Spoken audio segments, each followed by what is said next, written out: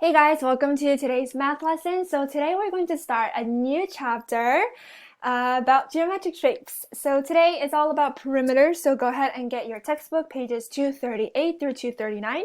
And yes, we are going to complete all of the problems today. Let's get started. What is perimeter? I'm pretty sure that most of you guys know this. Probably all of you know this.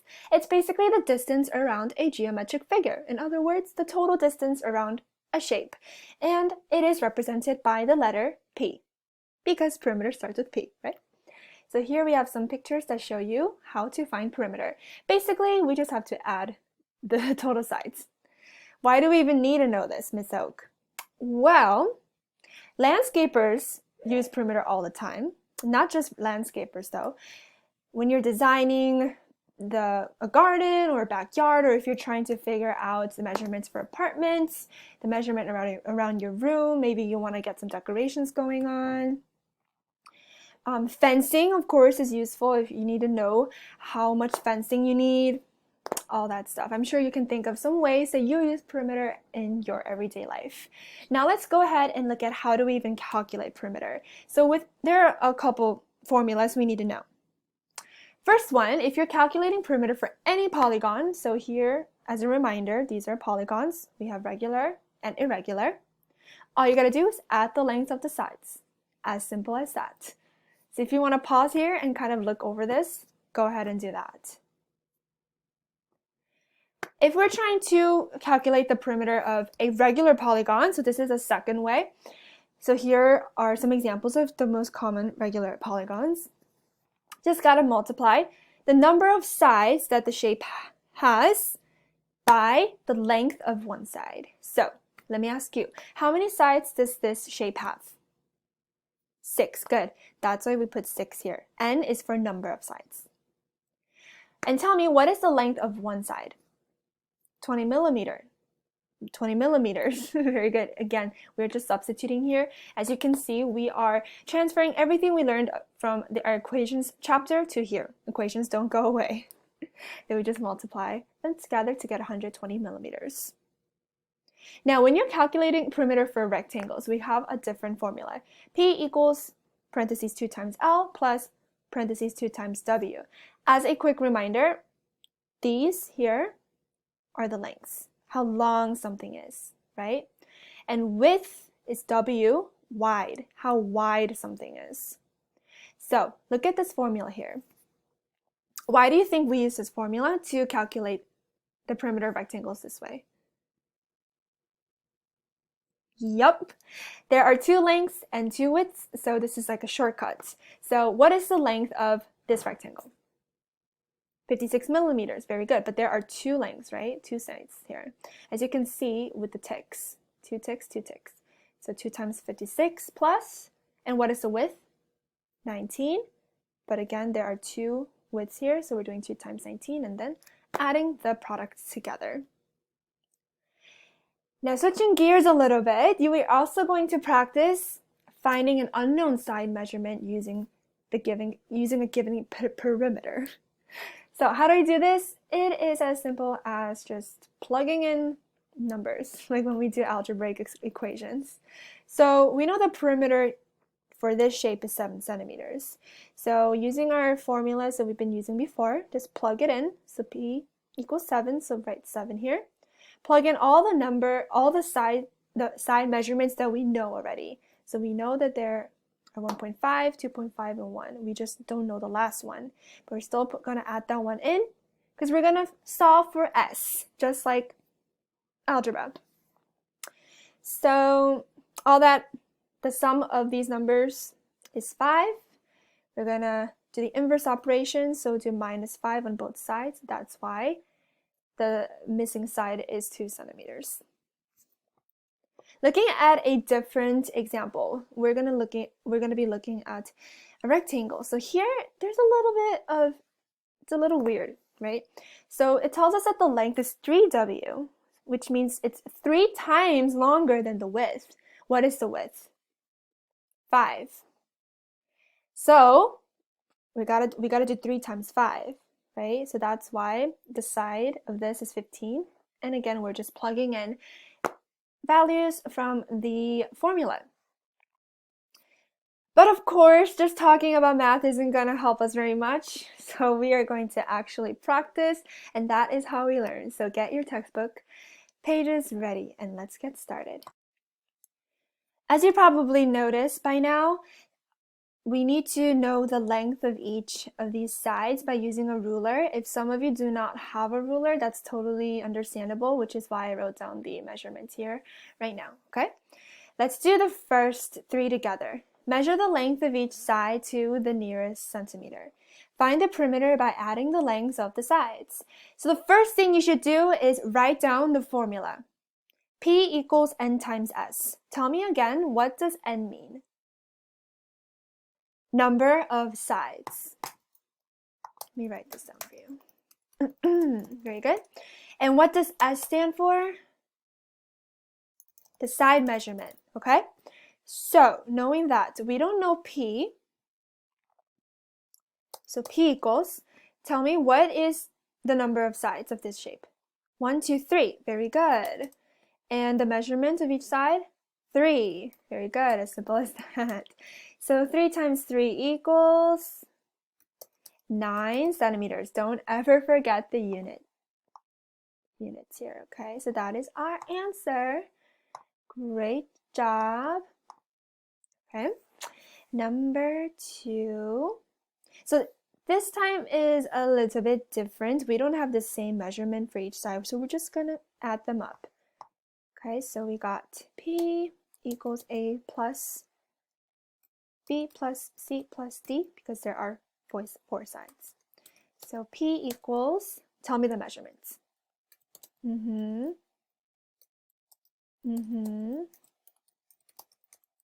Thank you very much. And when you do the addition, turns out that the answer is 11 centimeters. Fantastic. Number 3, we got a rectangle. What is the formula for finding the perimeter of a rectangle? We got it right here. So again, write down the formula. P equals 2 times L plus 2 times W. I'm just copying this, okay? And let's just plug it in. Do we know the perimeter? No. What is the length? 5. What is the width? 2. Fantastic. Now we just got to do the math. 2 times 5 is? Good. 2 times 2? Fantastic. Oops. 10 plus 4? Very good. Units? Wow. Geniuses. Super proud of you guys. Very good. Now let's move on to our next section. Write an equation to find the perimeter of the figure. Use multiplication if possible. Okay, keep this in mind. We're going to try to use multiplication if possible. All right, number 5. So this one, we can't use multiplication, right? Because we don't have equal sides. So for the equation, we just got to add stuff up. So this is P equals, please tell me the lengths of the sides. Good. Yes. Yep. Kind of hard to read. Very good. As a reminder, we're looking at this guy, okay? Okay, now we just gotta do the addition. Tell me the answer. Very good. And what is the unit? M. Do you guys know what M stands for? Meters. Good job. Okay, moving on to 7. Doing the same thing, we gotta add again. Back to basics. Please tell me the lengths of the sides. Yep, this time I'm gonna add the units too.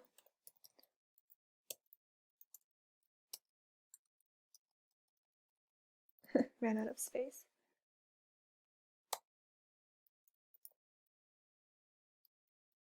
Six sides, right? 1, 2, 3, 4, 5, 6. Always good to double check. And when we add them up, units, 29 centimeters. Great. This is so fun. Number 9. Okay, this time they only give us one side. Why? What kind of polygon is this? Regular polygon. Yes, so we're multiplying this time. So what is the formula, guys? P equals, well, how many? So we're just using the this formula, n times s. So let me write this down for you.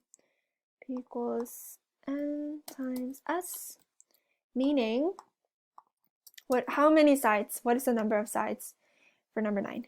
3 sides, and the measurement 30 yards. 3 times 30, just do 3 times 9 first, which is 9, and add the 0. Great. And the units, you know what YD stands for? Yards. Great. 11, similar. This is also a regular polygon. So we're doing P equals n times s again. Just plug in the numbers. How many sides does this guy have? Giving you some time to count. It's a lot. 10. And what is the measurement of one side? 8.7. Yay. Good old decimals. We're going to practice this. 8.7 times 10. Do you remember the shortcut for this? You just got to move the decimal to the right because we're multiplying. How many zeros are there? Just one, right? So, boop. So this becomes 87. And what is the unit? Great. And what does M stand for? Genius. Genius alert. Okay, next. Write an equation to find the perimeter of the rectangle. All right, so we're just doing the same thing except they're all rectangles. So I'm going to do 13 and 15 with you. So this one, okay? All right, let's write down the formula first. Going back here. So P equals 2 times L plus 2 times W. Okay, P equals 2 times, what is the length? 46. And what is the width? 29. Great. Okay, P equals, what's 2 times 46? 92. And what's 2 times 29? 58. Sorry. So P equals 92 plus 58. 150, great. And ladies and gentlemen, what is our unit?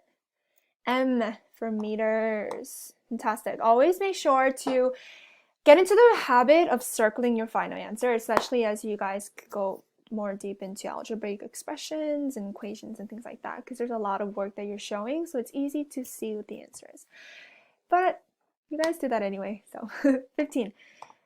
Same formula. I like writing down the formula because it's just a good practice for the future. What is the length? Yep, and the width. Great. 2 times 15. Just doubling, right? And 2 times 12. Great. 30 plus 24. 54. Units. M for meters again. And circle. Love it. Perimeter is fun. Okay, now we're leveling up to level 2. Find an unknown side measurement. So you can pause here if you want to review this. That's a good idea. Yeah, pause here, review this. Great. So essentially it's algebra, right? Use the perimeter given to find the length of the unknown side. 17. So same thing, guys. We're just using the same formulas. It's just that we're going to be plugging in different numbers. So let's say this. Okay, what's the perimeter? 24 yards. And give me the sides, please. Read it out for me. So we got 4 plus 4 plus 6 plus 8 plus n. Yep. So now we got 24 equals 4 plus 4 plus 6 plus 8 equals 22 plus n. Now this is just a familiar equation. What do we do here, guys? What is the inverse operation of, well, first of all, we have to separate the numbers with the variable, right? So we have to get rid of this 22. So what's the inverse operation of positive 22? Minus 22. And what do we do here? Same thing on the other side. Remember this? Yep, it's all the same. 24 minus